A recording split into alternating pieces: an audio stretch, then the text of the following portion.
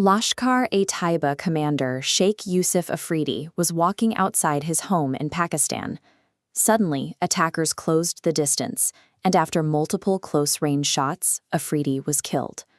Afridi's value to the network was his role in the terror pipeline.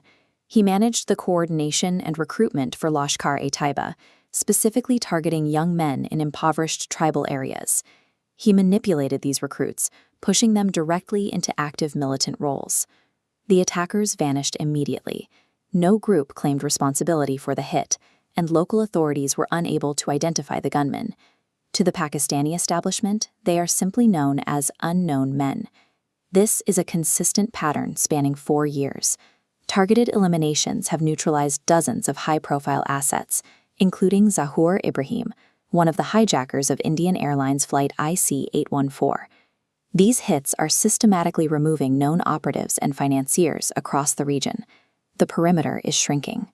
Afridi was a highly trusted associate of Hafiz Saeed. The crosshairs are moving into the senior-most ranks of the command structure. The historical dynamic has reversed. For years, the threat of synchronized bombings defined life in major Indian cities. Today, the architects of those networks are the ones facing a constant, untraceable threat on their own streets. With their proxy networks facing sustained losses, the Pakistani military establishment is now staring at a very significant strategic gap. They have lost the primary tool they once used to project power into India. Because they cannot launch kinetic attacks, they are pivoting to narrative warfare. The core of this new strategy is a public campaign accusing India of water terrorism. The Indus River flows from India into Pakistan as the subcontinent braces for escalating heatwaves. With the water treaty suspended, scarcity looms.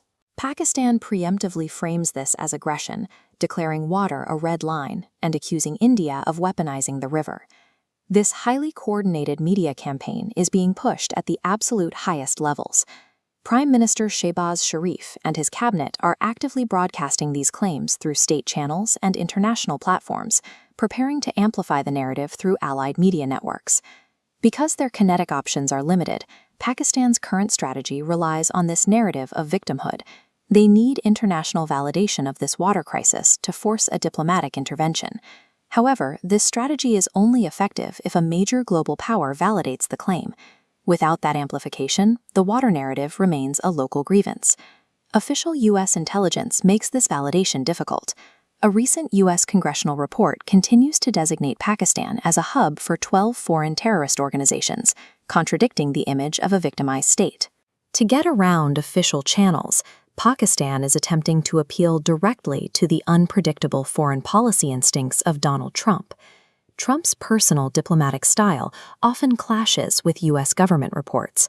He has been openly critical of key Western allies like Emmanuel Macron, while simultaneously offering unusual praise for the Pakistani establishment. The Pakistani establishment is currently trying to leverage this specific rapport.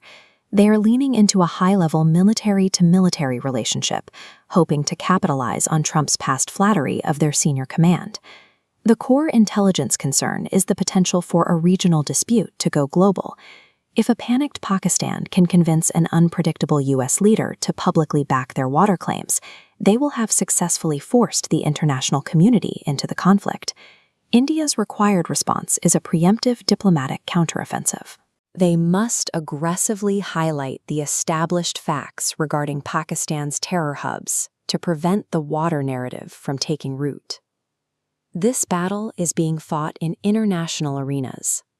India is working to ensure that intelligence reports detailing Pakistan's militant infrastructure are published and discussed at the UN, in Europe, and across other major global powers.